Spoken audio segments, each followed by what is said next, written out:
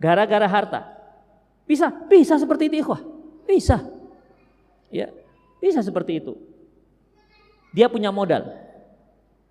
Lebih parah lagi ikhwah, sudah miskin sombong, itu lebih parah lagi.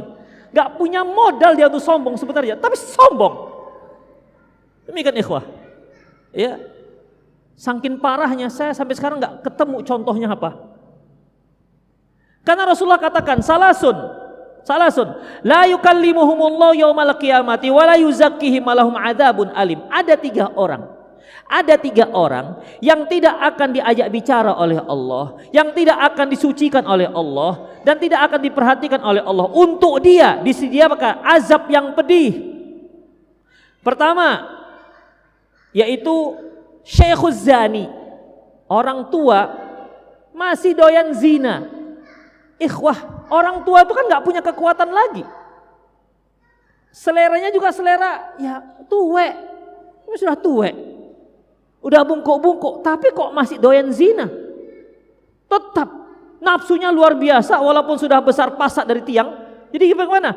Kayak doping, pakai makan apa, pokoknya dia nggak bisa. Nafsunya kuat, tapi manuknya udah lembek. Akhirnya minum obat ini, obat itu, dipaksa di jantungnya. Makanya ada yang mati di hotel kan gitu kan.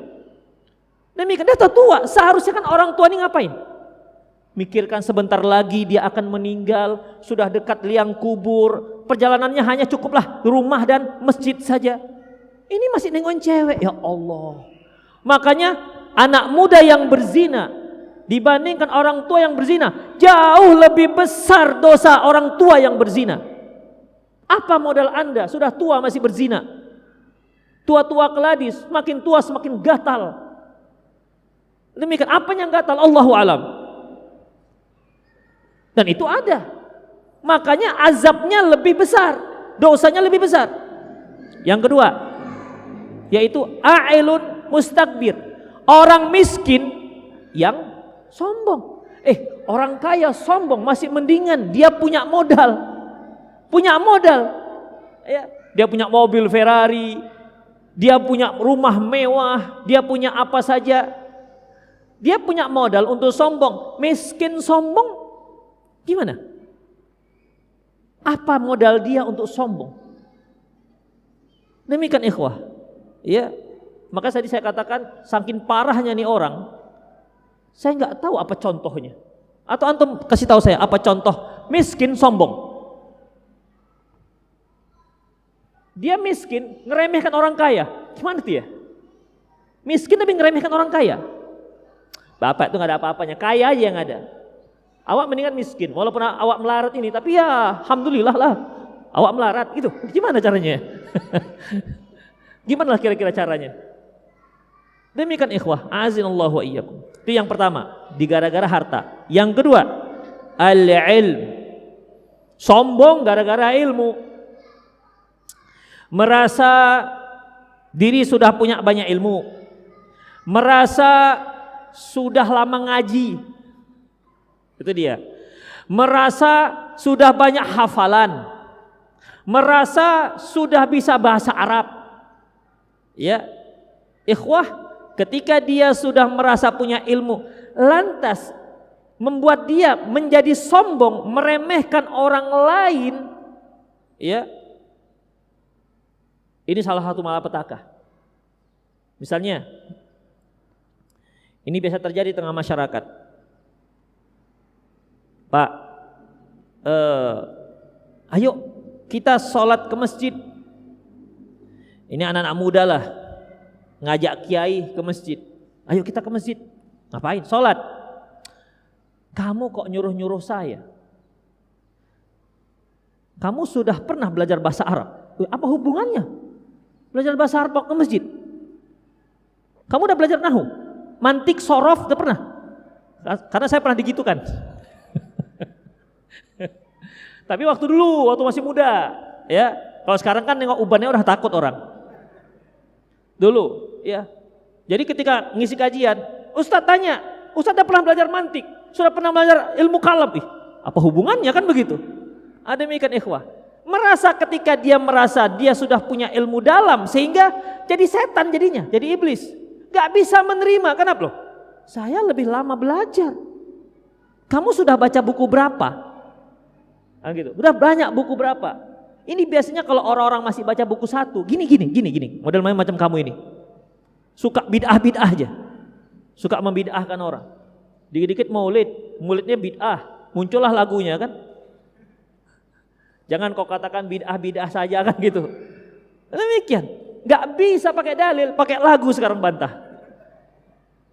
Ikhwah azani Allah wa iyyakum. Itulah dia. Dikarenakan merasa ya sudah lama, sudah sangat paham bahasa Arab, sangat ini dan segala macamnya. Lagi pula ya kawan-kawan kita ini kalau sudah dia ngaji, tahu ilmu satu, dia memang agak sangar masalahnya. Pak, maaf. Innal hamdalillah. Ini gak ada dalilnya gitu. Jadi orang kuliah keriak kali anak ini kan gitu, baru ngaji 3 kali. Demikian, padahal ustadznya gak ada ngajari begitu. Tapi begitulah fenomena, ikhwah. Kita sebagai seorang manusia, dari siapapun, ketika kita mendapatkan kebenaran, kita nggak boleh menolak, siapapun dia. Misalnya kalau bahkan anak kita, Pak, nggak sholat ke masjid, kamu itu baru lahir kemarin. Kalau bahasa kasarnya orang Medan bilang, kencing aja kamu belum lurus, nyuruh bapak sholat. Apa hubungannya antara lurus dengan tidak lurus? Tapi begitulah yang ada. Ya, mungkin kita salah satunya. Ketika ditegur, ketika ditanya oleh yang baru-baru hijrah, tapi dia sudah lama ngaji nih. Bang, abang ngaji di mana? Unimed. Oh, saya alhamdulillah bang, baru sebulan ini saya ngaji. Tapi saya kok nggak pernah nampak abang ya? Kamu kan baru ngaji. Abang sudah sebelum COVID, abang sudah di situ. Sekali tapi setelah COVID libur 3 tahun. Demikian ikhwah. Perbandingannya ngaji yang sudah lama dan belum lama. Ikhwah, yang masuk surga itu bukan lama, sudah lama. Kalau sahabat iya betul. Allah Subhanahu wa taala mengatakan was-sabiqunal awwaluna minal muhajirin wal ansar walladzina tabauhum bi ihsan, dan orang-orang yang terdahulu masuk Islam dari kalangan muhajirin ansar walladzina tabauhum bi ihsan, dan orang-orang yang mengikuti mereka dengan kebaikan, radhiyallahu anhum maradu'an. Allah ridho kepada mereka dan mereka ridho kepada Allah Subhanahu wa taala. Itu sudah dapat rekomendasi, ya. Kita belum tentu. Berapa banyak orang yang sudah ngaji lama, ngajinya sudah belasan tahun, baling, tiba-tiba enggak muncul, tiba-tiba jenggotnya tadi panjang masuk lagi ke dalam, enggak ada lagi tumbuh. Mungkin gugur gitu. Kalau kita berbaik sangka, mungkin gugur, enggak tumbuh lagi. Demikian. Ya. Tengok celananya sudah isbal. Oh, mungkin melorot dia karena dia semakin langsing. Gitu aja lah paling kita buat. Demikian. Makanya Rasulullah katakan al-amalu bi khawatim. Amalan itu dinilai di akhir, bukan di awal. Man 'asha 'ala syai' mata 'ala syai'. Barang siapa yang terbiasa ketika dia hidup atas melakukan sesuatu, maka dia mati di atas sesuatu itu. Makanya hati-hati ikhwah.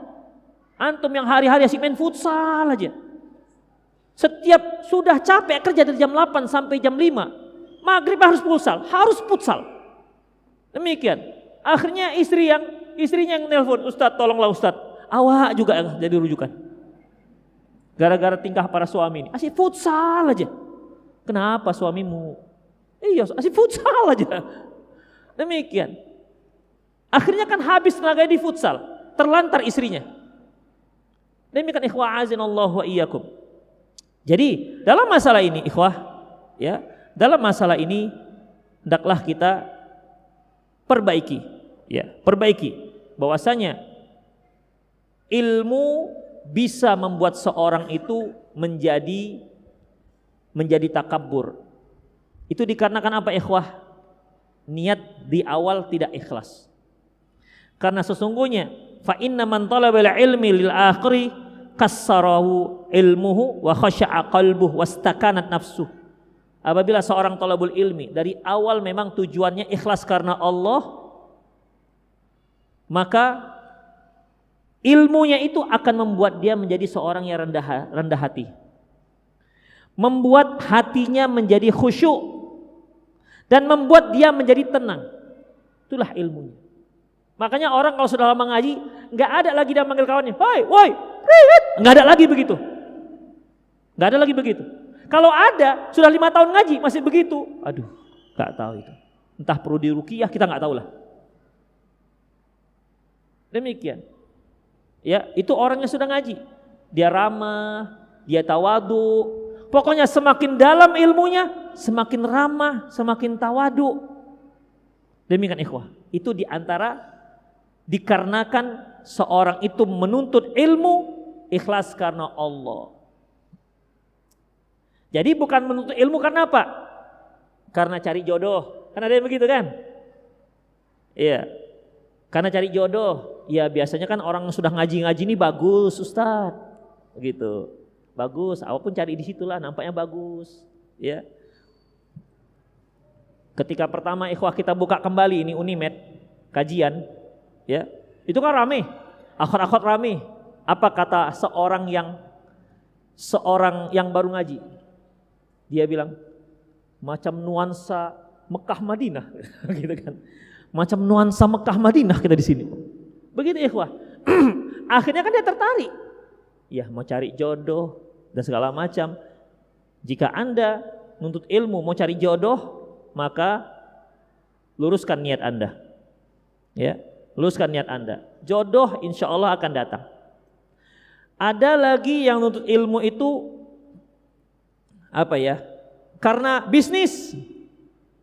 Karena bisnis. Karena jualan. Kalau nggak jualan nggak ngaji dia. Ada yang seperti itu. Dan belum tentu tidak semua orang yang jualan berarti salah niatnya. Antum jangan nuduh gitu ya. Tidak semua orang jualan itu pasti niat ngajinya karena jualan, belum tentu. Tapi ada. Yang mana itu Ustaz? Ya, masa antum saya tanya saya. Introspeksi diri sendiri. Ada lagi niat ngaji, kenapa? Karena banyak orang jualan. Kalau tadi kan karena jualan. Kalau ini karena banyak orang jualan. Ngapain? Banyak jajanan. Jajanan Islami. Ada lagi jajanan salapi. Jadi burger salapi, kebab salapi, salapi semua. Demikian ikhwah. Dan lain-lain lah. Ya. Makanya ikhwah azinallahu wa iyyakum, apabila niat kita salah di awal dalam menuntut ilmu, maka perbaiki. Agar ilmu yang kita dapati itu membuat kita semakin tawadu karena Allah Subhanahu wa taala. Yang ketiga, dikatakan nasab. Ada orang merasa hebat gara-gara nasabnya. Di antaranya dikarenakan suku.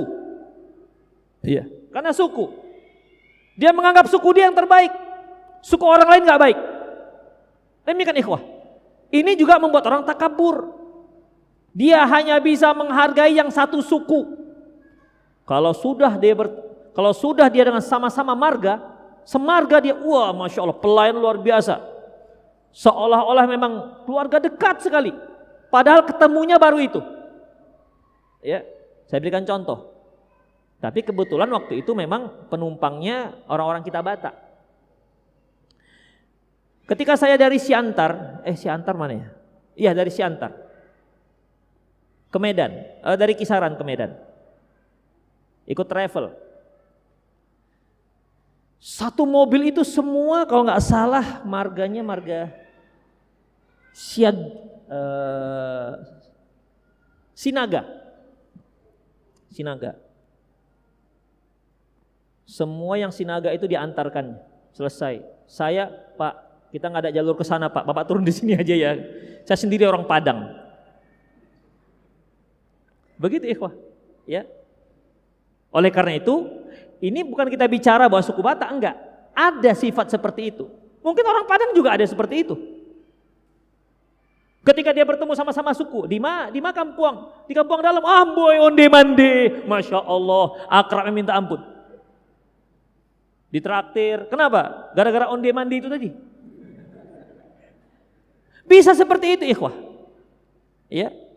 Jadi dalam masalah ini ikhwa azallahu iyyakum, Allah Subhanahu wa taala terangkan, inna akramakum indallahi atqakum. Yang paling mulia di antara kalian bukan suku, bukan nasab, bukan apapun, bukan bangsa, tapi yang paling takwa di antara kalian.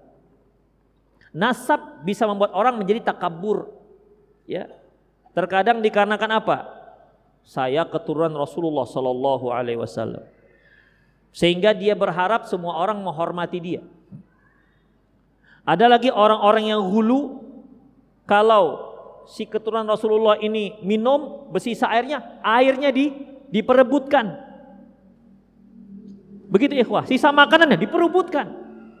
Padahal Rasulullah SAW diperlakukan seperti itu dan hanya beliau. Abu Bakar tidak pernah diperlakukan seperti itu. Umar tidak pernah dilakukan seperti itu. Ali tidak pernah dilakukan seperti itu. Hasan Hussein tidak pernah diperlakukan seperti itu. Tapi orang-orang belakangan diperlakukan seperti itu, dianggap punya karomah. Ya. Ikhwa azanallahu wa iyyakum, nasab bisa membuat orang menjadi sombong. Kemudian apalagi jabatan. Ya. Jabatan bisa membuat orang sombong. Ketika kita punya jabatan, apakah kita punya jabatan di Pemkot, apakah kita punya jabatan di instansi, ketika kita marah dengan seseorang dan kita lihat dia orang biasa-biasa, sementara kita pejabat, itu bisa keluar bahasa, kugilas kau nanti di sini ya. Bisa ikhwah. Gak jualan lagi kau besok di sini. Kenapa? Dia merasa punya kuasa. Demikian. Kau gak tahu siapa aku. Gak tahu bang. Inilah masalahnya kau. Dikarenakan apa? Dia merasa bagus. Demikian ikhwah. Dia merasa punya jabatan. Dia merasa punya wewenang yang kuat. Hingga dia bisa bersikap sombong pada yang lain. Demikian ikhwah azinallahu wa iyyakum. Baik. Selanjutnya